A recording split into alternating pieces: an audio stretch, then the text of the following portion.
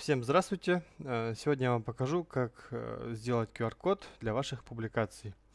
Как правило, для публикаций QR-коды — это ссылка в различные ресурсы для просмотра или для скачивания. Ну, разберем это на примере тех же самых Google форм. Например, нам нужно отправить эту форму в виде QR-кода в какой-нибудь сборник или куда-нибудь еще в виде приложения. Нажимаем ссылку, короткий URL и копируем его. Ссылку мы скопировали, да, то есть она уже в буфере обмена находится. Теперь дальше мы открываем новую вкладку и пишем QR-генератор. Так, QR-генератор. Вот я уже вводил. И по первому же поиску qrcoder.ru сайт заходим, открываем его и тут вставляем нашу ссылку. Вот эту вот ссылочку. Закодировать можно текст, ссылку на сайт, визитную карточку или смс-сообщение. Смотрите, на любой текст мы можем написать что-нибудь самостоятельно, да, какое-нибудь послание.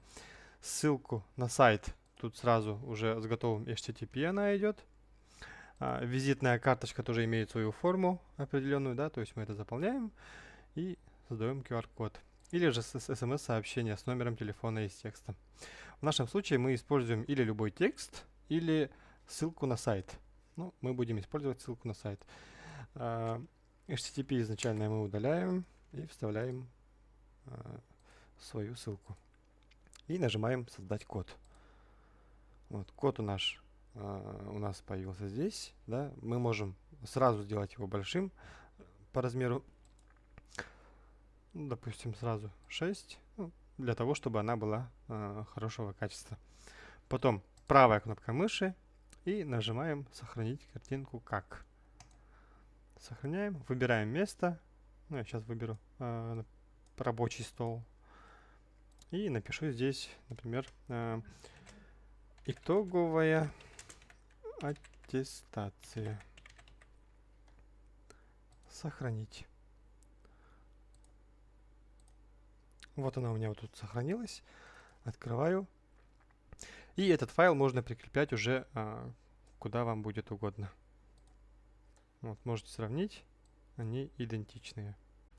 Давайте рассмотрим еще один пример. Допустим, вы сделали какое-то занятие, да? Видеоурок, допустим, сделали, да, и залили его на YouTube. Заходим на YouTube.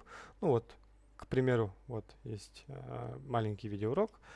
Тут мы можем его скопировать сразу ссылку сверху, да, тоже копируем, тоже заходим в QR-генератор, выделяем старый, удаляем и вставляем нашу новую ссылку и создаем еще один раз другой QR-код.